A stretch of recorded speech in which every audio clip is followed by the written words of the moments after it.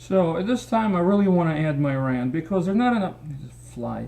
There's not enough ranting going on in this business. Not enough ranting going on in this industry. There's not enough ranting going on in this town or U.S. soccer.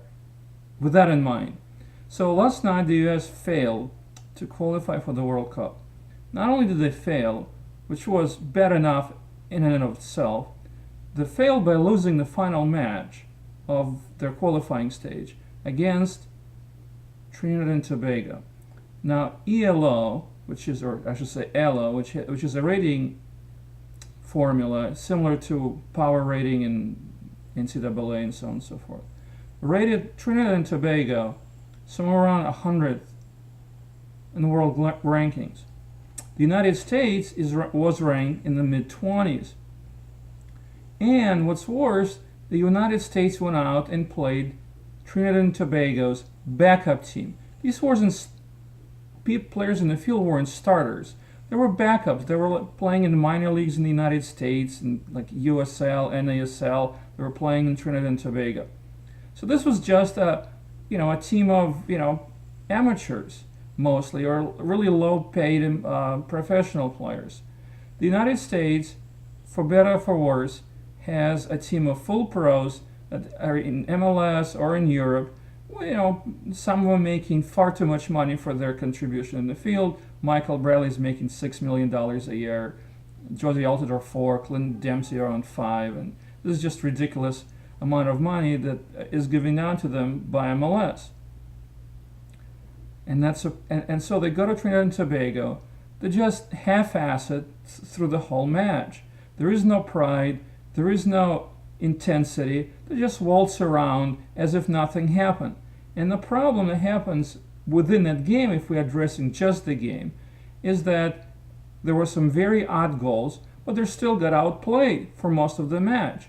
And when you're playing an ancient Tim Howard who can't move his feet anymore and he can't dive anymore, in other words, he lacks athleticism that propelled him to the top, relatively speaking, of the game in the EPL, you have the really bad goalkeeper who's not very capable of saving the team's bacon when it counts.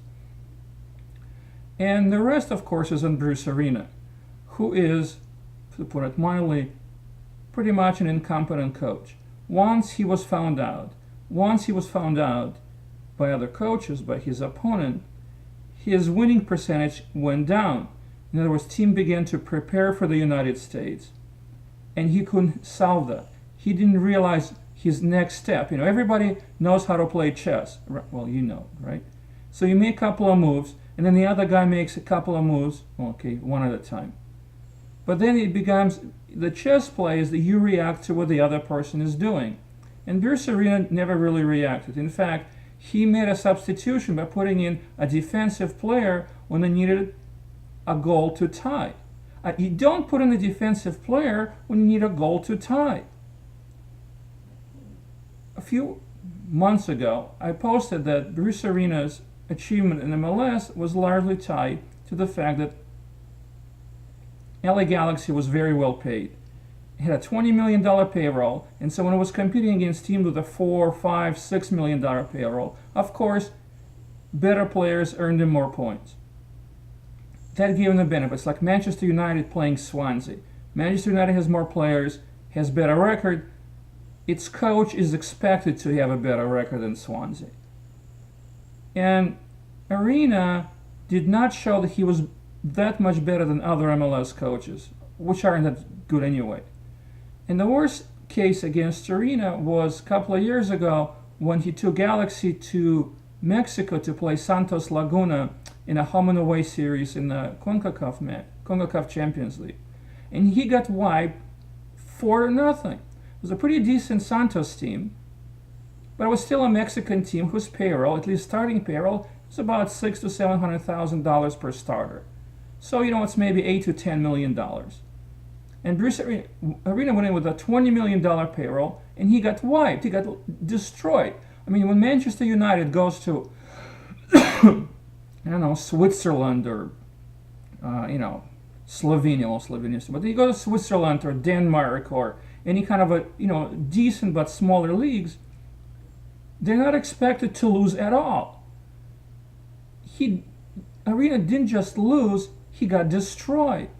Now that immediately, to me, is enough of a reason not to hire him. Klinsmann had his problems, as every coach does. Look, Carlo Ancelotti got fired, last week from Bayern. Here's a guy who's won Champions League with two different teams. Coaches get fired because they make wrong choices and make unpopular choices and have clashes with players. So that's explainable. But why hire Arena? Why hire a guy who really hasn't proven his mettle in international competition in the last 15 years? 2006 was a horrible World Cup for the United States. And the LA Galaxy performance in the CONCACAF Champions League was a disaster.